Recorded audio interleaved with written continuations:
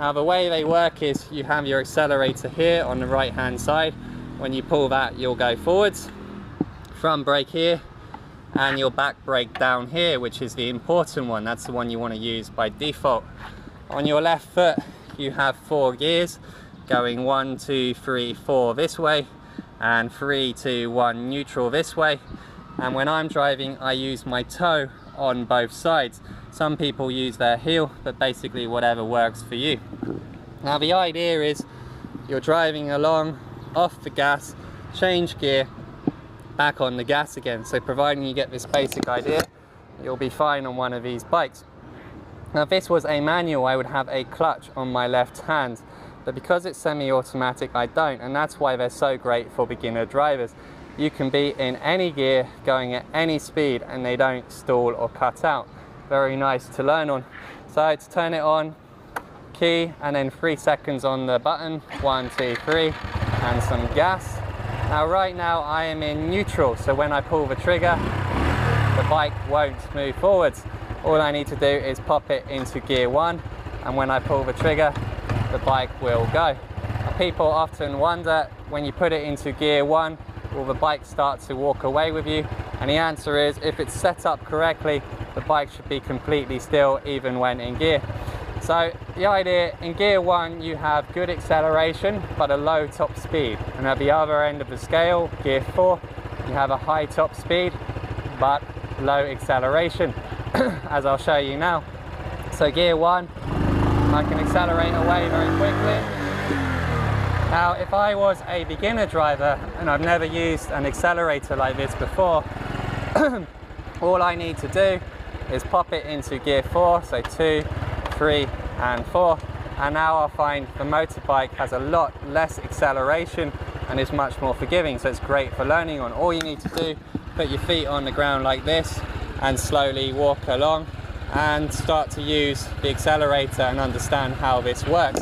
Now in gear 4 you'll see the bike is very, very slow to get going, which is perfect to start to understand how the throttle works.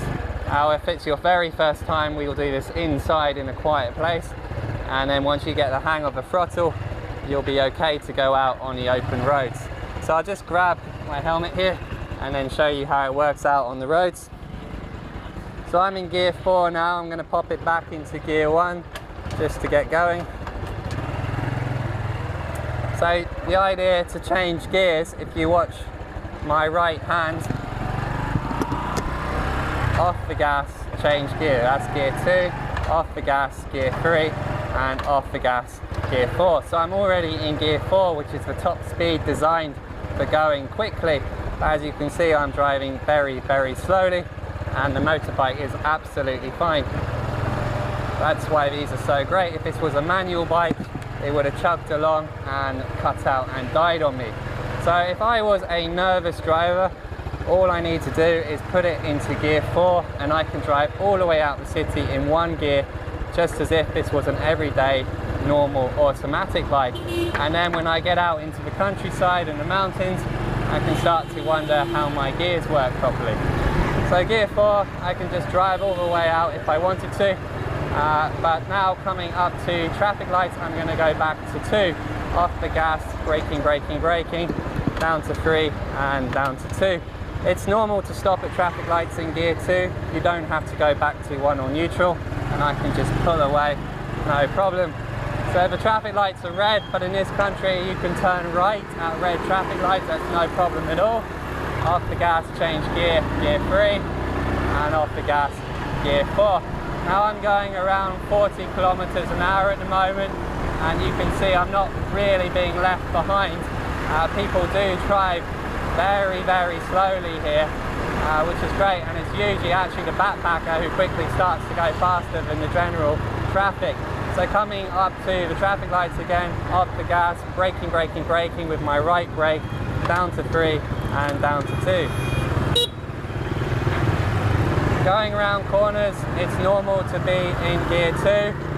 It's the right speed to do that in. Now I'll go up to 3 and up to 4 again. So this time I'm going to do some bad driving And where people go wrong on these bikes is they don't slow down enough when they downshift. So in gear 4, now I'm not going to use my brakes, I'm going to use my gears. Down to 3, down to 2, and now down to 1. And you can see the bike goes vroom and kind of jumps forwards.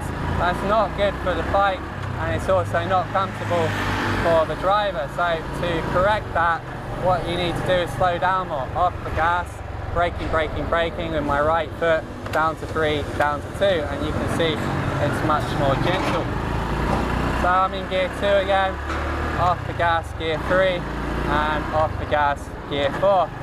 Now traveling in Vietnam, the way the roads work, basically you want to have slow and consistent lines. You don't want to make any sudden movements.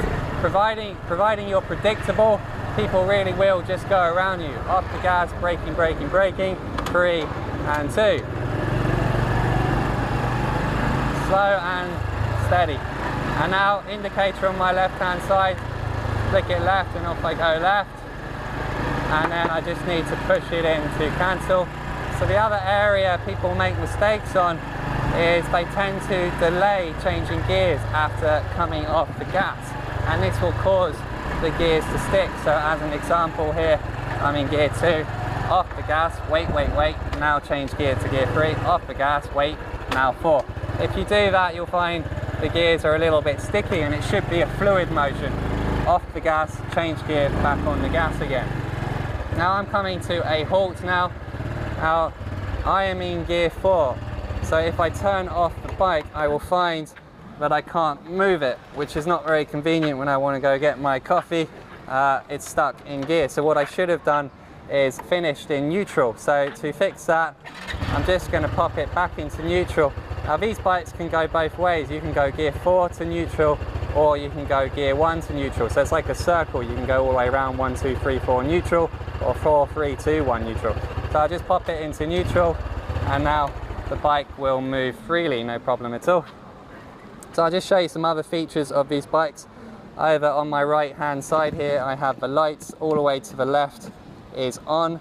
In the middle is just the dashboard here, and then to the right is off. Over here is my high and my low beam for the lights up and down. And then I have my horn over here and my indicators down here. Now this is my choke, so if I pull that out, if the bike's not starting in the morning and needs warming up, I can pull it out, warm up the bike, and then push it back in again. So the bikes come with a neck lock. So if I turn the steering left here and the key left, then I will find the neck is locked. And then down here is a zipper. You can do that, and now you can't put a random key in there. And to unlock that, you have this here, just to do that. Vietnam has a problem where many keys work on many bikes, so that just stops people putting in random keys there. Coming to the back of the bike, as you can see, I have the bike on a bit of an angle here using the kickstand down here. If you were putting luggage on the bike, you have a big luggage rack here, then it's not a flat platform. So what you want to do is put it on the main